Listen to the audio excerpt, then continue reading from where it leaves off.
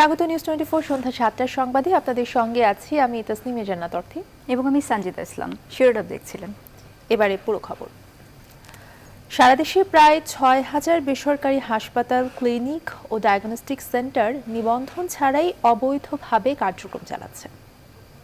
সময় বেঁধে দেওয়ার পরও এদের মধ্যে 2,916টি হাসপাতাল নবায়নের জন্য আবেদনই করেনি। স্বাস্থ্য অধিদপ্তর বলছে নিয়ম বহির্ভূত সব হাসপাতাল পর্যায়ক্রমে বন্ধ করে দেওয়া হবে। বিস্তারিত হাসান পারভেজের প্রতিবেদনে। ঢাকা রিজেন্ট হাসপাতালে করোনা চিকিৎসা নামে প্রতারণার ঘটনা উদ্ঘাটিত হওয়ার পর জানা গিয়েছিল অনুমোদন ছাড়াই চলছিল ওই হাসপাতাল। আর গত সোমবার ঢাকার আদাবরে মাইন্ড এইড হাসপাতালে একজন পুলিশ কর্মকর্তাকে হত্যা করার পর জানা যায় ওই হাসপাতালও নিবন্ধন ছাড়া অবৈধভাবে চলছিল। দেশে বেসরকারি হাসপাতাল, ক্লিনিক নিবন্ধন ছাড়াই কার্যক্রম পরিচালনা নতুন নয়। বছরের পর বছর ধরে নিজেদের খেয়াল খুশি মতো প্রতিষ্ঠান পরিচালনা করে আসছে। এই ধরনের প্রতিষ্ঠানে চিকিৎসা সেবা নিতে গিয়ে অনেকে ক্ষতির মুখে পড়েছেন। বর্তমানে স্বাস্থ্য অধিদপ্তরের কাছে বেসরকারি হাসপাতাল, ক্লিনিক ও ডায়াগনস্টিক সেন্টারের তালিকা আছে 11,940টি। সেই তালিকা থেকে নিবন্ধন প্রক্রিয়া সম্পন্ন করেছে 6,070টি। ত্রুটিপূর্ণ আবেদন সহ নানা কারণে বাকি 5,870টির নিবন্ধন নবায়ন হয়নি। আর এদের মধ্যে 2,916টি হাসপাতাল নবায়নের জন্য আবেদনই করেনি।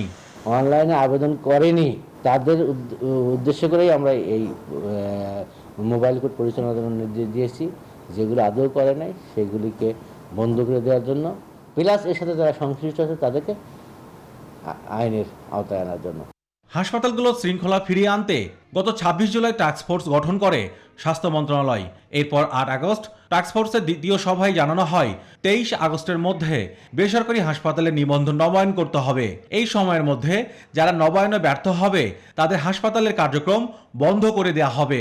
এই সিদ্ধান্তের পর 2 মাসে বেশি সময় পার হয়ে গেছে, কিন্তু কারো কার্যক্রম বন্ধ করা হয়নি। যদি আমরা একটা নির্দিষ্ট টাইম বেঁধে দিয়েছিলাম, এই অল্প সময়ের ভিতরে আসলে এত একটা কঠিন কাজ সারা বাংলাদেশে করা আদৌ সম্ভব না। তারপর আমরা চেষ্টা চালিয়ে যাচ্ছি। অবৈধভাবে তো কোনো চালানোর কোনো সুযোগ নেই। লাইসেন্সবিহীন কোনো ক্লিনিক চালাতে পারবে না। কোনো clinic, hospital, diagnostic centre registration ছাড়া চলাই উচিত না, বন্ধ করে। যদি রেজিস্ট্রেশন না করে থাকে, অ্যাপ্লাই ইভেন না করে থাকে, তো all formalities, completing all the formalities, তাহলে সেগুলি বন্ধ করে দেওয়া উচিত। হাসপাতাল নিবন্ধন করা ও হাসপাতাল মনিটরিংয়ের জন্য প্রয়োজনীয় লোকবলের অভাব আছে বলে মনে করে স্বাস্থ্য অধিদপ্তর। এই শার্টের পরে আমরা আরো 15 দিন সময়। হাসান পারভেজ, নিউজ 24, ঢাকা। এবং আমার যদি একইভাবে চট্টগ্রামের অলি অলিতে গড়ে উঠেছে অনেক চিকিৎসা সেবা প্রতিষ্ঠান, যাদের অধিকাংশই লাইসেন্স না নিয়েই অবৈধভাবে চালিয়ে যাচ্ছে চিকিৎসা কার্যক্রম। স্বাস্থ্য অধিদপ্তরের হিসেবে লাইসেন্স না নিয়েই অবৈধভাবে চলছে 470টি ক্লিনিক ও ল্যাব।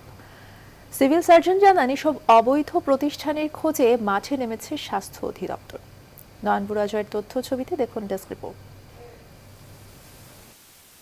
বেসরকারিভাবে হাসপাতাল, ক্লিনিক, ডায়াগনস্টিক সেন্টার ও ল্যাব পরিচালনা করতে স্বাস্থ্য মন্ত্রণালয়, স্বাস্থ্য অধিদপ্তর, বিভাগীয় স্বাস্থ্য পরিচালক, সিভিল সার্জন কার্যালয় সহ আরও কয়েকটি সরকারি দপ্তর থেকে লাইসেন্স নেওয়া বাধ্যতামূলক। তবে এসব নিয়মনীতি উপেক্ষা করেই চট্টগ্রামে গড়ে উঠেছে অনেক চিকিৎসা সেবা প্রতিষ্ঠান, যাদের অধিকাংশই লাইসেন্স না নিয়েই কয়েক বছর ধরে অবৈধভাবে চালিয়ে যাচ্ছে চিকিৎসা কার্যক্রম। স্বাস্থ্য অধিদপ্তরের তথ্য মতে বন্দরনগরীতে বেসরকারি হাসপাতাল, ক্লিনিক, ডায়াগনস্টিক সেন্টার রয়েছে 580টি। এর মধ্যে লাইসেন্স রয়েছে মাত্র 150টির।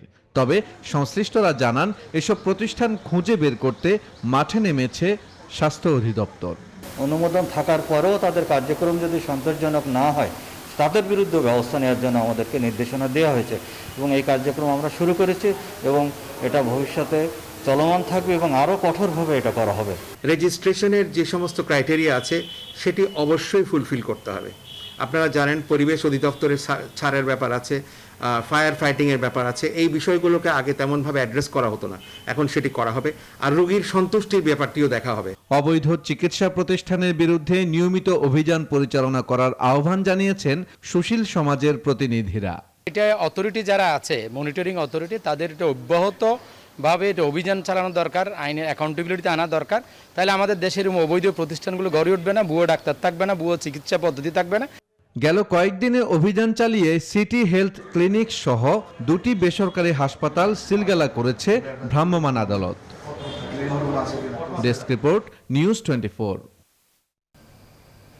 বাংলাদেশে অনুমোদনহীন কোনো হাসপাতাল, ডায়াগনস্টিক সেন্টার চলতে দেয়া হবে না বলে জানিয়েছেন স্বাস্থ্যমন্ত্রী জাহেদ মালিক।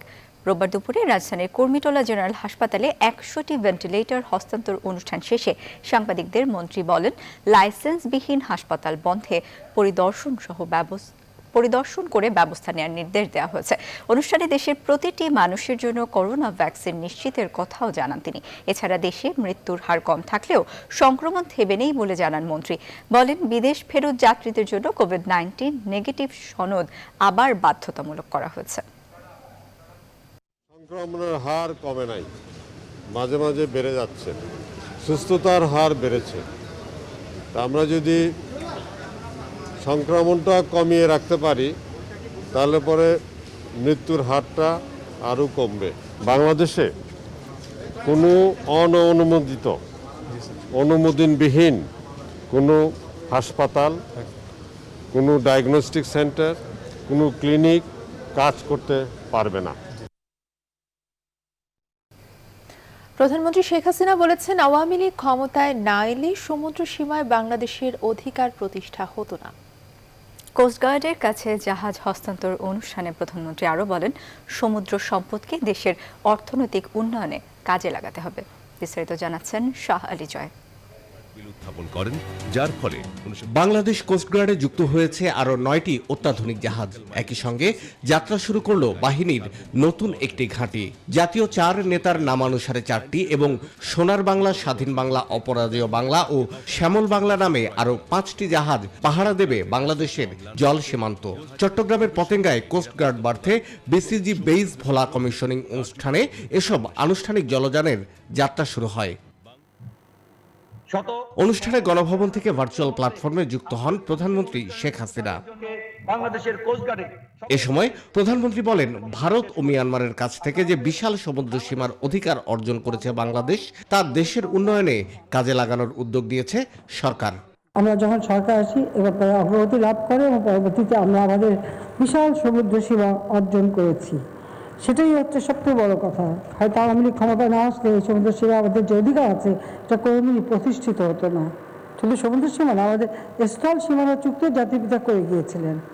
যাক, আওয়ামী লীগ সরকার আসার পরে সেটাও আমরা সমাধান করি। জাহাজ নির্মাণে বাংলাদেশের যে সম্ভাবনা, তার সর্বোচ্চ সদ্ব্যবহারের তাগিদ দেন সরকার প্রধান। আপনারা জানেন যে আমাদের দেশ পরিচালনা করতে গেলে অনেক সময় অনেকেরই অনেক রকম উপদেশ বা অনেক নির্দেশ শুনতে হয়। যেমন আমাদের খুলনা শিপইয়ার্ড, ওয়ার্ল্ড ব্যাংকের নির্দেশ ছিল যে শিপইয়ার্ড লাভজনক হচ্ছে সেটা বন্ধ করে দিতে হবে। কিন্তু আমি সরকারে আসি যখন 96 সালে, তখন সিদ্ধান্ত নিই যে আমরা বন্ধ করব কেন। কারণ আমরা সমুদ্র সীমা অর্জন আমাদের করতে হবে, এটা আর কেউ না যোগ আমি জানতাম। আমাদের বাংলাদেশ নেভিকে এই শিপইয়ার্ডের দায়িত্ব দিয়ে দিলাম, যেটা সম্পূর্ণ তাদের হাতে। কাজে আজকে আমরা সেখানে আমাদের জাহাজগুলি তৈরি করতে পারছি। করোনায় উন্নয়ন প্রক্রিয়া বাধাগ্রস্ত হলেও লক্ষ্য স্থির আছে বলে উল্লেখ করে স্বাস্থ্যবিধি মেনে সুরক্ষিত থাকতে সবার প্রতি পরামর্শ দেন প্রধানমন্ত্রী শেখ হাসিনা। শ্যামল বাংলা, সোনার বাংলা। শাহ আলী জয়, নিউজ 24, ঢাকা। মাওলানা জুনায়েদ বাবুনগরীকে আমির ও নূর হোসেন কাশেমিকে মহাসচিব করে 151 সদস্য বিশিষ্ট কমিটি ঘোষণা করেছে হেফাজতে ইসলাম বাংলাদেশ। রোববার চট্টগ্রামের দারুল উলুম মইনুল ইসলাম হাটহাজারী মাদ্রাসায় অনুষ্ঠিত কাউন্সিলে এ কমিটি গঠিত হয়। আগের আমির আহমদ শফির মৃত্যুতে নেতৃত্ব শূন্যতার পাশাপাশি বিশৃঙ্খলার সৃষ্টি হয় সংগঠনটিতে। এদিকে সংগঠনের কিছু নেতাকর্মী এই কমিটি গঠনের প্রক্রিয়াকে প্রত্যাখ্যান করেছেন। শামসুল আলম বাবুর ক্যামেরায় শেখ জায়েদের রিপোর্ট। সংগঠনের কাউন্সিল উপলক্ষে সকাল থেকে চট্টগ্রামের হাটহাজারী দারুল উলুম মইনুল ইসলাম মাদ্রাসায় আসতে থাকেন কাউন্সিলররা। সকাল 10টার কিছু পর শুরু হয় কাউন্সিল। 4.5 ঘন্টা রুদ্ধতার আলোচনা ও মতামতের ভিত্তিতে সিনিয়র 12 জনকে কমিটি গঠনের দায়িত্ব দেন প্রতিনিধিরা। জুনায়েদ বাবুনগরীকে আমির করে 2:30টার দিকে ঘোষণা করা হয় কমিটি। আমিরের পদে প্রস্তাবনা হযরত আল্লামা হাফেজ জুনায়েদ বাবুনগরী। মহাসচিব নূর হোসেন কাসেমি জমিয়তে উলামায়ে ইসলামেরও মহাসচিব। সংগঠনের স্বার্থে আগের পদ ছাড়বেন তিনি। নেতৃত্ব প্রাপ্তির পর সবার কাছে দোয়া চান বাবুনগরী। আমি এই গুরুত্বপূর্ণ দায়িত্ব আদায় করার জন্য, আদায় করতে পারার জন্য আপনারা দোয়া করবেন, আমার জন্য দোয়া করবেন, আমার কমিটির হযরতে উলামায়ে কেরামের জন্য দোয়া করবেন। অন্তরের অন্তঃস্থল থেকে আপনাদের সবের শুকরিয়া জ্ঞাপন করি এবং আমরা সত্যিকার যাতে জাতির সেবা করতে পারি, আল্লাহ পাক আমাদেরকে সেই তৌফিক দান করেন। 64 জেলার 4 শতাধিক কাউন্সিলরের উপস্থিতিতে হেফাজতের দায়িত্ব নিল নতুন নেতৃত্ব। আল্লামা শফির মৃত্যুর পর সংগঠনের যে বিভেদ সৃষ্টি হয়েছে তা নিরসন করা এই নেতাদের জন্য চ্যালেঞ্জ হবে বলে মনে করছেন কর্মীরা। শেখ জায়েদ, নিউজ 24, হাটহাজারী, চট্টগ্রাম। কলকাতা থেকে টেলিফোনে যুক্ত হচ্ছেন আমাদের প্রতিনিধি ভাস্কর সর্দার। ভাস্কর, সৌমিত্র চট্টোপাধ্যায়ের শেষকৃত্য আজই সম্পন্ন হওয়ার কথা, সবশেষ কি খবর আছে আপনার কাছে? ধন্যবাদ পদ্মা। সবশেষ খবর বলতে কিছুক্ষণ আগেই সৌমিত্রের যেই নশ্বর দেহ ছিল সেটা রবীন্দ্র সদন চত্বর থেকে নিয়ে যাওয়া হয়েছে কেওড়াতলা মহাশ্মশানের দিকে। যেই রাস্তাটা মিনিট 15 সেটা কমপক্ষে 1 ঘন্টা লাগলো। এত জনবহুল এর আগে, মানে উত্তম সুচিত্রার সমসাময়িক এমন একজন নেতা অভিনেতা যার জন্য এতটা ভিড়, মানে পশ্চিমবাংলায় দীপাবলির মরশুমের সমস্ত আলো গেল আজকে সৌমিত্রর দিকে। সমস্ত মানুষ আজকে রাস্তায় নেমেছিলেন এবং রবীন্দ্র সদন থেকে পায়ে হেঁটে মুখ্যমন্ত্রী মমতা বন্দ্যোপাধ্যায় তার দলবল নিয়ে এবং বিনোদন জগতের সমস্ত নক্ষত্ররাও কিন্তু আজকে পায়ে কেওড়াতলা মহাশ্মশানের দিকে রওনা দিয়েছেন। আর কিছুক্ষণ বাদে তার শেষকৃত্য সম্পন্ন হবে। কেন নেতা বলছিলাম, এটা এর আগে কোনোদিন দেখা যায়নি। সমস্ত রাজনৈতিক দল মত নির্বিশেষে, যেমন বামেরাও ছিল, বিজেপিও ছিল এবং তৃণমূলের দল এবং মুখ্যমন্ত্রী সবাই মিলে এরকম ভাবে একটা র্যালি এই প্রথম দেখা গেল এই সৌমিত্রর মরদেহ নিয়ে। কিছুক্ষণ আগেই কেওড়াতলা মহাশ্মশানে ঢুকেছে আর কিছুক্ষণের মধ্যেই তাকে রাজ্য সরকারের তরফ থেকে গার্ড অফ অনার দেওয়া হবে, সেখানে গান সেলুট দেওয়া হবে এবং তারপরেই তার নশ্বর দেহ অন্ত্যেষ্টি শেষ ক্রিয়া সম্পন্ন হবে। তো এরকম দৃশ্য এর আগে কোনোদিন দেখা যায়নি ভারত কেন তথা কলকাতাতেও। শুধু মানে রাষ্ট্রপতি বা প্রধানমন্ত্রী না, অভিনবভাবে বলিউড এবং টলিউড, মানে যেটাকে বলা হয় তামিলনাড়ুর ফিল্ম ইন্ডাস্ট্রি, তারা পর্যন্ত এবারে সৌমিত্র শ্রদ্ধা জানিয়েছেন তার মরদেহের জন্য। কিন্তু এরকম অভিনব দৃশ্য এর আগে দেখা যায়নি কোনো ডেড বডি নিয়ে। সর্বশেষ খবর কলকাতা থেকে এটাই থাকছে।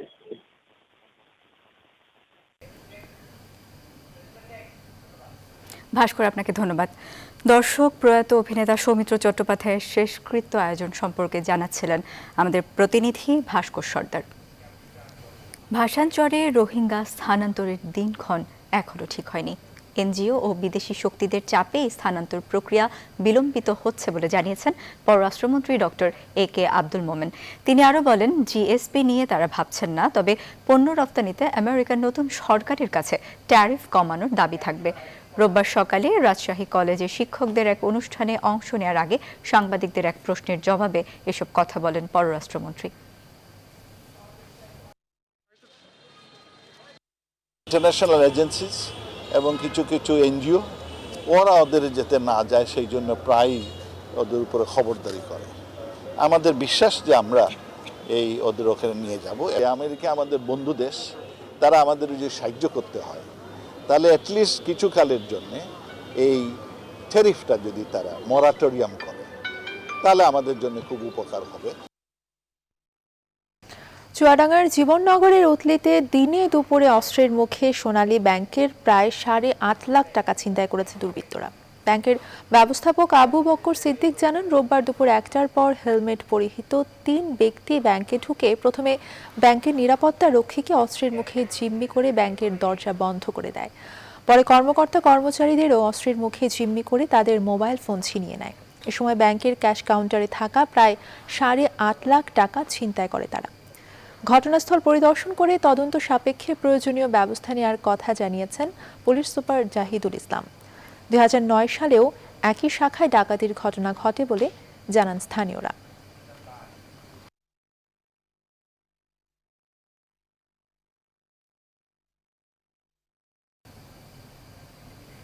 করোনা ভাইরাসে আক্রান্ত হয়েছেন স্বরাষ্ট্রমন্ত্রী আসাদুজ্জামান খান কামাল ও স্বরাষ্ট্র মন্ত্রণালয়ের জননিরাপত্তা বিভাগের জ্যেষ্ঠ সচিব মোস্তফা কামাল উদ্দিন।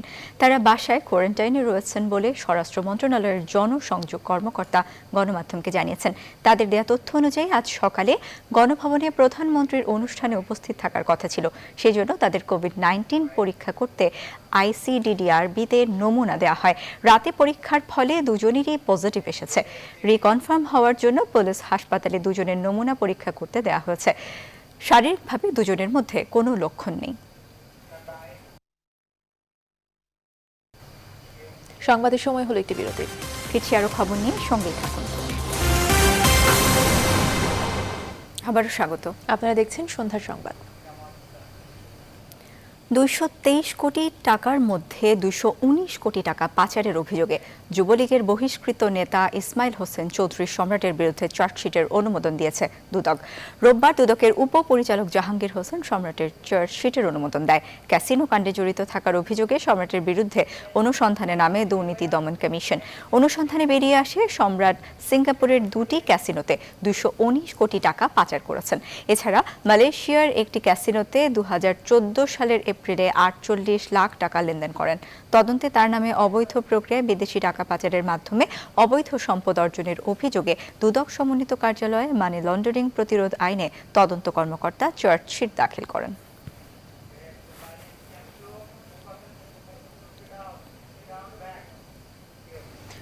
যুবলীগের কেন্দ্রীয় কমিটিতে সৎ, ত্যাগী ও যোগ্য নেতারাই প্রাধান্য পেয়েছেন। দুর্নীতিপরায়ণ বহিরাগত কিংবা টেন্ডারবাজদের দলে কোনো ঠাঁই নেই বলে জানিয়েছেন যুবলীগ সভাপতি ও সাধারণ সম্পাদক। রোববার সকালে বনানী কবরস্থানে যুবলীগের প্রতিষ্ঠাতা চেয়ারম্যান শহীদ শেখ ফজলুল হক মনি সহ 75-এর 15 অগস্টে নিহত সব শহীদদের প্রতি শ্রদ্ধা জানানো শেষে এই মন্তব্য করেন তারা। এর আগে ধানমন্ডিতে জাতির পিতা বঙ্গবন্ধু শেখ মুজিবুর রহমানের প্রতিকৃতিতে শ্রদ্ধা জানায় যুবলীগের নবগঠিত পূর্ণাঙ্গ কমিটির নেতাকর্মীরা।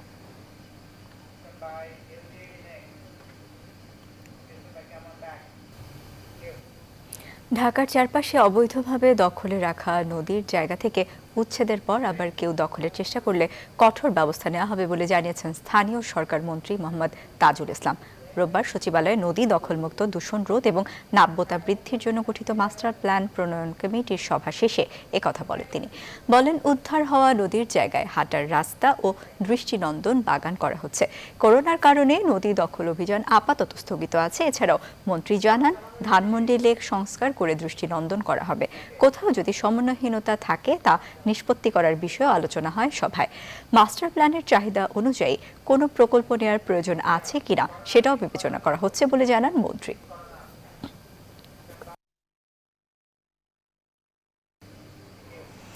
এবারে দেশের করোনা পরিস্থিতি।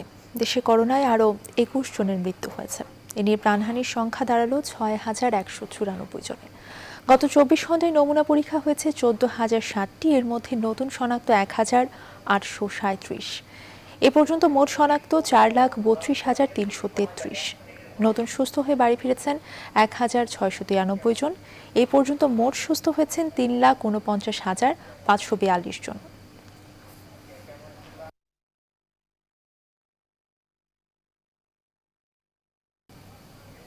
বিশ্বজুড়ে একদিনে আরও 8,800-র বেশি মানুষের প্রাণ কেড়ে নিয়েছে করোনা ভাইরাস। নতুন সংক্রমণ শনাক্ত হয়েছে 5,75,000-এর বেশি। এ নিয়ে সারা বিশ্বে মোট আক্রান্তের সংখ্যা ছাড়ালো 5,43 লাখ, আর মোট মৃত্যু হয়েছে 13,43,000 মানুষের। এখনও দৈনিক সংক্রমণ আর প্রাণহানি শীর্ষে যুক্তরাষ্ট্র। দেশটিতে 24 ঘন্টায় 1,260 জনের মৃত্যু হয়েছে কোভিড-19-এ। 1.5 লাখের বেশি মানুষের শরীরে মিলেছে করোনার অস্তিত্ব। দেশটির মোট মৃত্যু 2.5 লাখের ওপর। ব্রাজিলেও কিছুটা বেড়েছে মৃতের হার। একদিনে মারা গেছে 727 জন। এছাড়া ইউরোপে সংক্রমণের হার ক্রমেই আরও অবনতির দিকে যাচ্ছে। ফ্রান্সের চেয়ে এখন সংক্রমণে এগিয়ে যাচ্ছে ইতালি।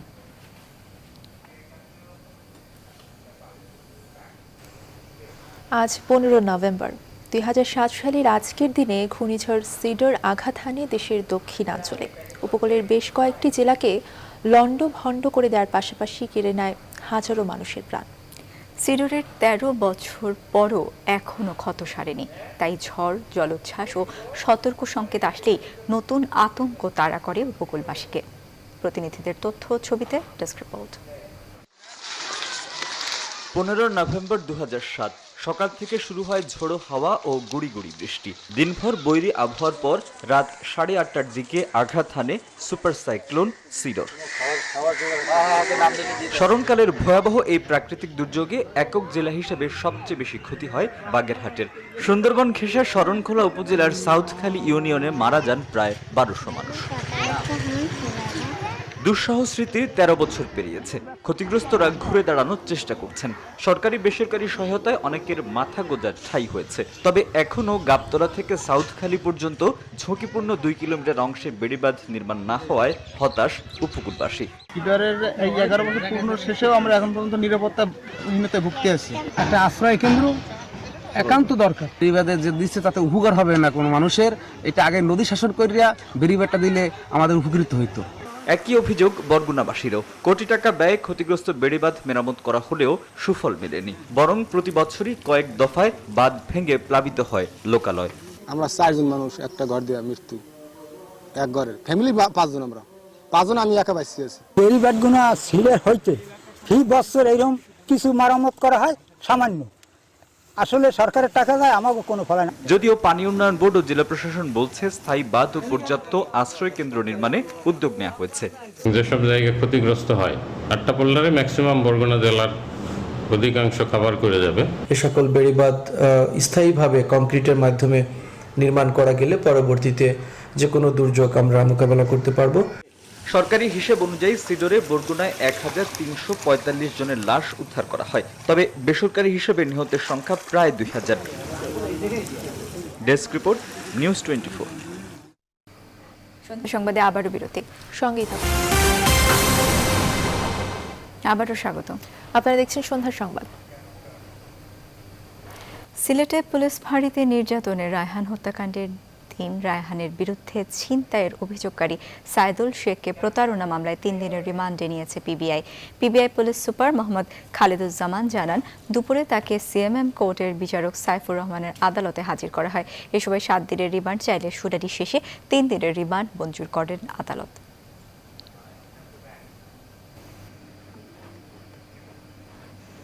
ময়মনসিংহ নগরের রামকৃষ্ণ মিশন রোডে একটি বাসা থেকে মানুষের 12টি মাথার খুলি এবং 2 বস্তা হাড় উদ্ধার করেছে পুলিশ। এই ঘটনায় বাপ্পি নামে এক ব্যক্তিকে আটক করা হয়েছে। কোতোয়ালি মডেল থানার ভারপ্রাপ্ত কর্মকর্তা তদন্ত করে ফারুক হোসেন জানায়, গত রাত 2টার দিকে গোপন সংবাদের ভিত্তিতে ওই বাসায় অভিযান চালিয়ে এসব উদ্ধার করা হয়। প্রাথমিকভাবে পুলিশের ধারণা, বিভিন্ন কবরস্থান থেকে কঙ্কাল চুরি করে এসব সংগ্রহ করা হয়েছে। উদ্দেশ্য ছিল এসব হাড় বিদেশে পাচার করা।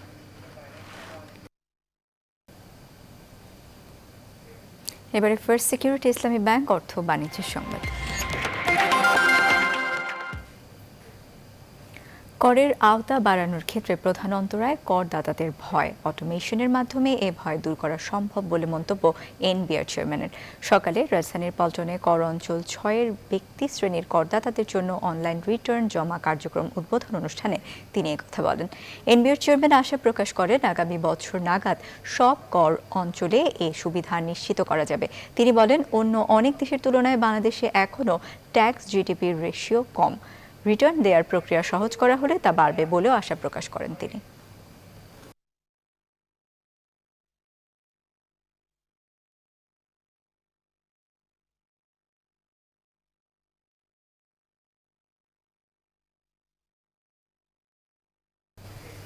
এবারে আন্তর্জাতিক প্রসঙ্গ। নির্বাচনে জালিয়াতির প্রশ্নে ট্রাম্পের অভিযোগের পক্ষে অবস্থান নিয়ে শনিবার কয়েক হাজার সমর্থক বিক্ষোভে নামে ওয়াশিংটন ডিসির রাজপথে। কিন্তু ট্রাম্প শিবিরের অভিযোগ অনুযায়ী কয়েকটি অঙ্গরাজ্যে ভোট পুনর্গণনার পরও কোনো প্রকার কারচুপির প্রমাণ পায়নি বলে জানিয়েছেন দেশটির নির্বাচন মণ্ডলী। নাহিদ জিহানের ডেস্ক রিপোর্ট। যুক্তরাষ্ট্রের ওয়াশিংটনের রাজপথে নেমেছে প্রেসিডেন্ট ডোনাল্ড ট্রাম্পের সমর্থকরা। শনিবার রাজপথে সমবেত হয়ে মার্কিন নির্বাচনে ভোট জালিয়াতির বিরুদ্ধে আওয়াজ তোলেন তারা। পূর্ব ঘোষিত এই বিক্ষোভ র্যালির আয়োজকরা বিভিন্ন স্থানে এক এক নামে এই আন্দোলন পরিচালনা করছেন। কোথাও make America great again March, March for Trump, আবার কোথাও স্টপ দ্য স্টিল বলে আখ্যা দিয়ে মিছিল করছেন তারা। কোনো প্রেসিডেন্ট নির্বাচন হয়নি, সবই মিথ্যা। আমরা দেশের আইনি ব্যবস্থা বিশেষ করে সুপ্রিম কোর্টকে জানিয়ে দিতে চাই আমরা হাল ছাড়ব না। তারা ভোটে কারচুপি করেছে এবং সেটি প্রকাশ হয়ে গেছে। 7ই নভেম্বর জো বাইডেনের জয় নিশ্চিত হওয়ার পর থেকেই বেশ কিছু বিচ্ছিন্ন বিক্ষোভ করেছে ট্রাম্পের সমর্থকরা। তবে শনিবারের বিক্ষোভের আকার ছিল অপেক্ষাকৃত বিশাল। ওথ কিপার্স মিলিশিয়া ও প্রাউড বয়েজের সদস্যরা সহ বিভিন্ন উগ্র ডানপন্থী সংগঠনের সদস্যরা এতে অংশ নেয়। ওয়াশিংটন ছাড়াও মিশিগান ও অ্যারিজোনা সহ আরও বেশ কটি অঙ্গরাজ্যে বিক্ষোভ সমাবেশ করেছে ট্রাম্প সমর্থকরা। এদিকে ক্ষমতায় টিকে থাকতে আইনি লড়াইয়ে নেমেও খুব একটা সুবিধা করতে পারেননি প্রেসিডেন্ট ডোনাল্ড ট্রাম্প। নির্বাচনে অনিয়ম ও ভোট কারচুপির অভিযোগে করা বেশ কয়েকটি মামলায় এরই মধ্যে হেরে গেছে রিপাবলিকান প্রচার শিবির। এ অবস্থায় তার সমর্থকরা শনিবার যখন রাস্তায় নেমে বিক্ষোভ করছিল, তখন ট্রাম্প নর্দার্ন ভার্জিনিয়ার ন্যাশনাল ক্লাবে গলফ খেলছিলেন। অবশ্য এক টুইট বার্তায় আন্দোলনকারীদের প্রতি নিজের সমর্থন জানিয়েছেন Donald Trump. Nahid Jihan, news 24। আবারও বিরতি নিচ্ছি, সঙ্গেই থাকুন। আবারও স্বাগত। আপনারা দেখছেন সন্ধ্যা সংবাদ। এবারে খেলার খবর। আন্তর্জাতিক প্রীতি ম্যাচে নেপালে উড়িয়ে দিয়ে দীর্ঘ মাস পর মাঠে ফেরাটাকে স্মরণীয় করেছে বাংলাদেশের ফুটবলাররা। মঙ্গলবার দ্বিতীয় ম্যাচ জেতারও প্রত্যয় ব্যক্ত করেছিলেন জাতীয় দলের কোচ জেমি ডে। কিন্তু ম্যাচের আগেই বড়সড় এক দুঃসংবাদ পেল বাংলাদেশের ফুটবল। করোনায় আক্রান্ত হয়েছেন জাতীয় দলের কোচ জেমি ডে। প্রথম ম্যাচের পর শনিবার জাতীয় দলের সবার কোভিড পরীক্ষা করানো হয়েছিল, যার ফল এসেছে শনিবার রাতে। জেমি ছাড়া দলের বাকি সবার ফলাফল নেগেটিভ আসে। ফুটবল ফেডারেশনের পক্ষ থেকে এক বিবৃতির মাধ্যমে বিষয়টি নিশ্চিত করা হয়েছে। তবে আজ আবারও জেমিডের নমুনা পরীক্ষার জন্য দেয়া হবে বলেও বিবৃতিতে উল্লেখ করা হয়েছে। করোনায় আক্রান্ত হওয়ায় আপাতত আইসোলেশনে রয়েছেন জেমি। পরবর্তী পরীক্ষার ফল পজিটিভ আসলে মঙ্গলবারের ম্যাচে বাংলাদেশ দলের দায়িত্ব পালন করবেন সহকারী কোচ স্টুয়ার্ট ওয়াটকিন্স। আর এই ছিল সন্ধ্যা সংবাদের আয়োজনে। এতক্ষণ সঙ্গে থাকার জন্য ধন্যবাদ সবাইকে।